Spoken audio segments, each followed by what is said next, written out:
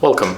In front of me I have Smart TV Samsung TU 8082 inches, and I'm going to show you how you can check the serial number of this TV. So at the first you have to grab your remote control, click right here, and next we have to use arrows to navigate.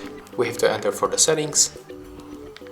Next we have to go right here for the support and enter about this TV section, and as you can see here we got the serial number.